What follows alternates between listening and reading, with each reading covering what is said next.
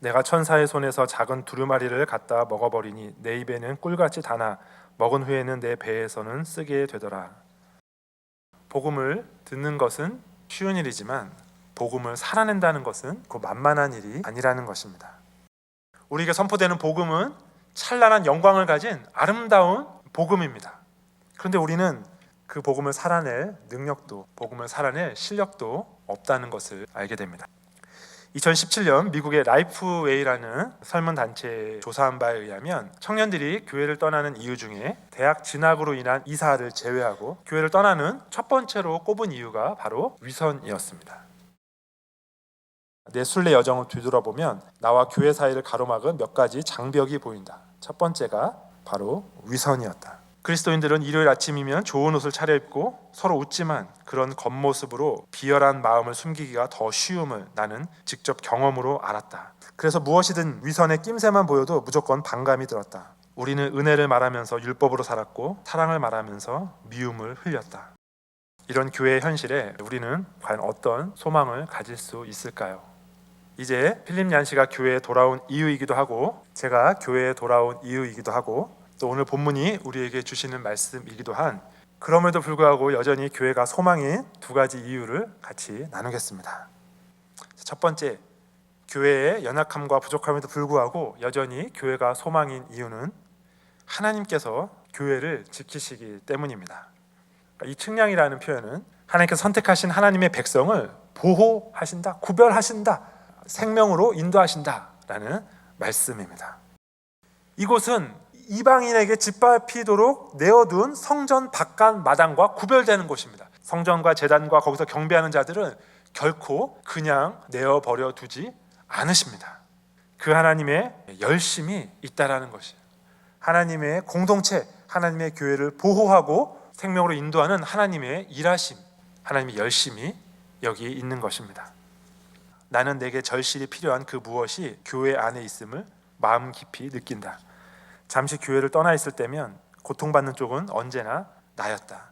믿음이 시들고 사랑 없는 딱딱한 등딱지가 다시 나를 덮었다. 나는 더 뜨거워지는 게 아니라 더 식어갔다. 그래서 교회를 떠난 나는 매번 빙 돌아서 다시 안으로 들어왔다. 그리고 이것이 제가 교회로 돌아온 이유였습니다. 저는 교회의 위선에 실망하여 교회를 떠났습니다. 그래서 나는 위선 없는 사랑받는 사람이 되었는가? 저는 더 식어져 갔고 더 메말라 갔고 더 답답해져 갔습니다. 저는 제가 비판했던 이들보다 더 사랑 없는 사람이 되어가고 있었습니다.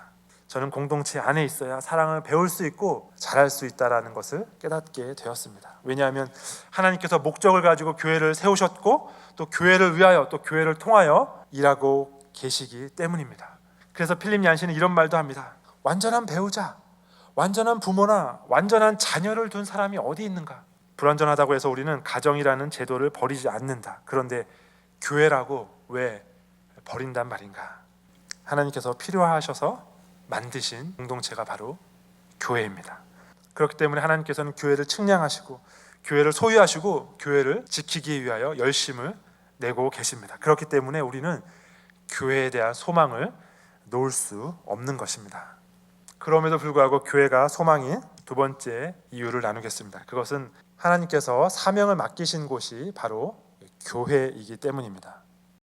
그리고 이들을 두 증인이라고 한 이유는 이 사명을 혼자서는 감당할 수 없기 때문입니다. 교회는 언제든지 공동체로 모일 때에만 그 사명을 감당할 수 있다는 것을 말해주고 있습니다. 그래서 기독교 심리학자인 폴 트루니에는 이렇게 말합니다. 사람이 혼자 할 수 없는 일이 두 가지가 있다. 하나는 결혼이고 다른 하나는 그리스도인이 되는 것이다. 하나님께서는 허물 많고 부족하고 연약한 교회의 공동체에 이 귀한 사명을 맡기셨습니다. 우리 개개인이 아니라 교회에 이 사명을 맡기셨습니다. 맡기신 분이 하나님이세요. 그러니 우리가 우리 마음대로 교회의 소망을 포기할 수는 없는 것입니다. 하나님은 당신과 나 같은 평범하고 못난 사람들 속에 살기로 하셨다. 일요일 아침에 예배당 좌석을 채운 사람들을 둘러보면 하나님이 어떤 모험을 감행하고 계시는지 알 수 있다.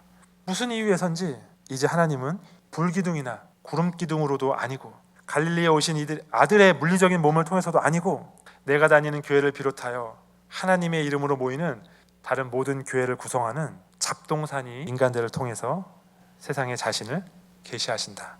교회의 흠 많은 인간들 속에서 나는 희망의 역설적 징후를 보게 되었다. 하나님이 투박한 질그릇인 우리 안에 살기로 결정한 것은 그분이 우리 인간을 얼마나 소중히 여기시는지를 보여주는 최고의 증거이다.